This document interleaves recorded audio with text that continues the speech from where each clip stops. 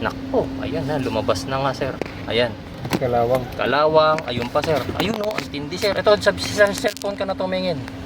Si Ford sir, napakaganda ng mga ano ni Ford. Ng, ayun sir oh. Ayan na, kitang-kita nyo na.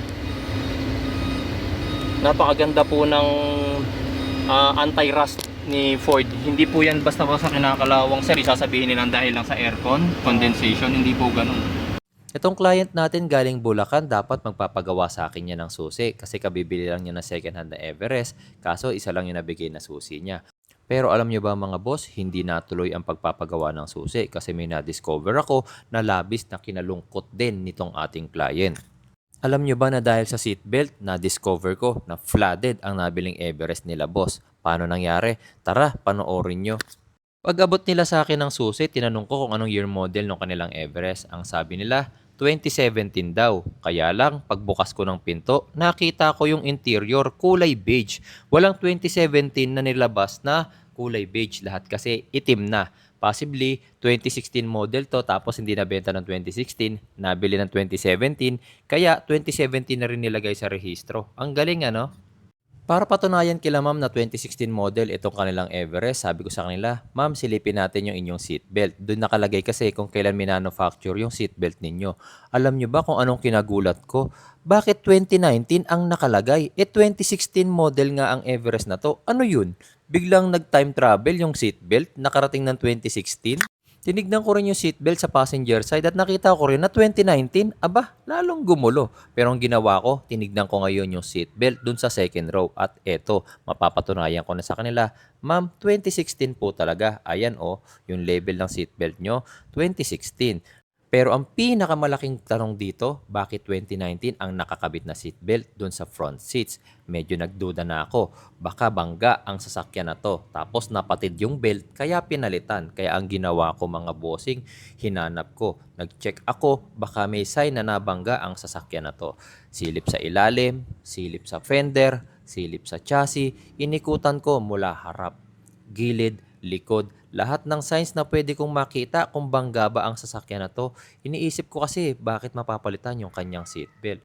Kung napansin nyo nga pala na pinturado na yung pang-ilalim ni Bossing, actually siya na daw ang nagpagawa niyan. Pina-undercoating daw niya. Grabe no, may ganito palang undercoating, pinturadong pinturado lahat eh. Yun nga lang, medyo nagpahirap din sa akin dito na makita kung bangga. Kasi nga, hindi ko makita kung meron bang mga lukot. Yung mga pintura kasi, may mga tulo na marks, kaya hindi ko mapansin maigi kung nalukot ba yung pinaka-plancha o hindi. Wala akong masyadong makitang signs ng bangga, although merong konting UP dito sa ilalim. Pero napakaliit niyan eh. Taka hindi pwedeng yan lang yung bangga ng isang sasakyan. Ano yan? Diyan lang na bangga pero yung ibang part hindi. Sinilip ko sa kabilang side kung ganun din talaga, pero dito makinis eh oh. Pero sa liit ng UP na nakita ko kanina, hindi ko pwedeng i-declare na bangga to. Baka kasi may ginawa lang sa under chassis, tas napokpok nung gumawa, di ba? Nag-decide akong buksan ng hood at nagbaka sakali na baka dito ako makakita ng sign na nabangga siya. Actually, wala rin. Pero ang napansin ko, medyo marami siyang rusted parts. Dagdag mo pa, yung itsura ng kanyang coolant tank, tignan nyo oh. Ano yan? Kalawang? Putik-putik? Hindi ko maintindihan eh. Kaya ang ginawa ko, binuksan ko. Kasi nagkaroon din naman ako ng ilang Everest at hindi nagganyan kahit minsan yung coolant tank ko. Pagbukas ko, coolant naman ang laman. Kaya lang, hindi na maalis sa isip ko kung bakit siya nagkaganyan. Never ko kasing na-experience yan eh. Kahit anong silip ko, wala akong makitang sign na bangga itong sasakyan na to. Kahit dito sa likod, diretsyong-diretso yung kanyang chassis. Hindi ko nga lang naitanong kay boss kung ano itsura ng kanyang pang-ilalim bago siya nagpa-undercoat. Mamaya kasi kaya siya nagpa-undercoat, kalakalawang na yung itsura nito, di ba? Suko na ako, mukhang hindi talaga bangga itong sasakyan na to, kaya pumasok na ako sa loob para i-proceed yung pagkikiprogramming. Kaya lang may napansin ako dito sa loob. Una, masyado na siyang mabango. Ang ibig sabihin, ginamitan na siya ng matapang na perfume. Tapos, pag on ko ng ignition switch, ang daming lumabas na error code. Kaya sabi ko kay sir, binili mo to sir ng ganyan? Traction, hill start. Ang dami namang lumalabas na error sir. Lumalabas lahat to? Oh, yan. Service and advanced traction, lahat yan? Ha? Yan. Every time na mag... Hill start assist not available. Ang dami niyang problem guys pag binubuksan. Ba't nyo kinuha kahit may gantong error? hindi kasi kami teki. So, Hindi, pero... Hindi kami magkakaroon ng... Another thing sir ha, kung hindi man bangga ang sasakyan na to, most probably flooded. Kasi yung mismong gauge nyo, sir, oh, nag-ano, ayun, kung nakikita nyo, guys, ayun, oh, para siyang nagpawis sa loob.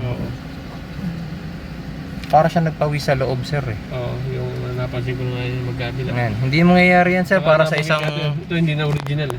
head unit mo, hindi na original. Nabaklas na, oh. Daming lumalabas na error, guys, tignan nyo. Tire pressure, tapos hill to start not assist, not available, service traction control, pre-collision. Dami. So hindi lang pala isa yung titingnan dyan. Ang dami, sir. Kaya nga kung ako, kahit ako, sir, hindi ko bibilhin to. Hindi lang, sir, ah. Ito pa, sir, sir, mukhang flooded.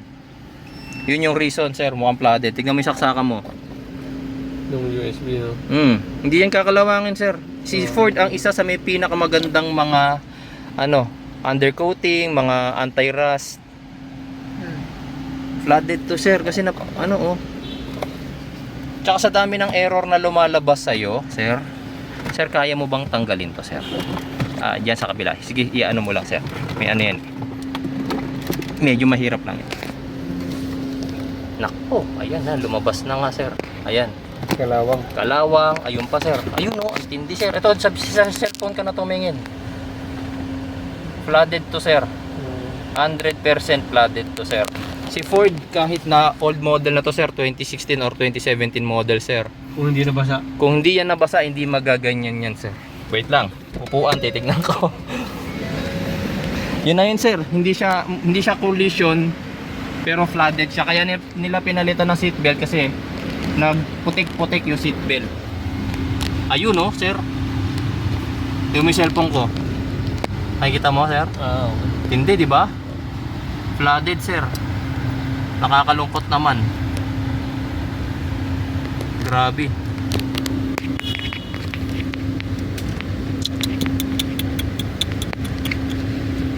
Yung mga railings, Nakita kasi namin, taga San Miguel naman to.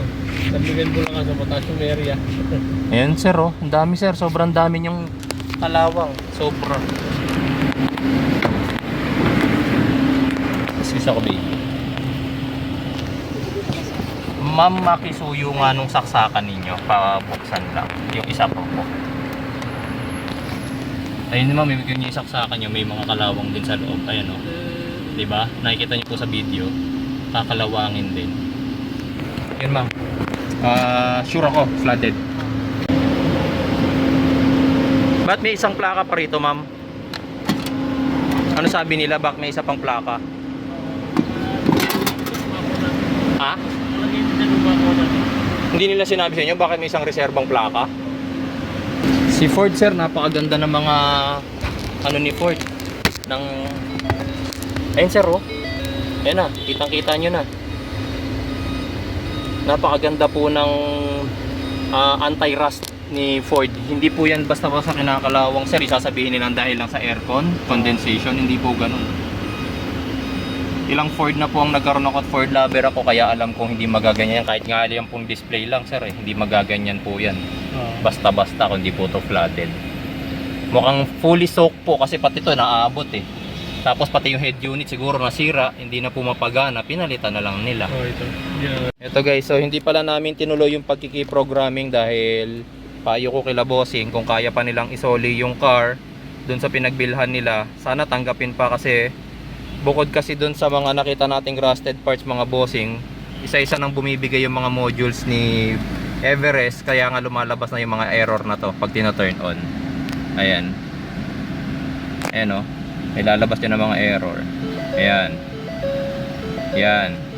So kapag nagtuloy-tuloy, sir, na masira yung mga modules mo, baka yung sumunod pinakamatindi na yung mga transmission module, computer box, wala na. Total sira na tong sasakyan na to, sir. Kaya yun, cancel po muna yung ating key programming. Tatry muna nila bossing na isoli yung car.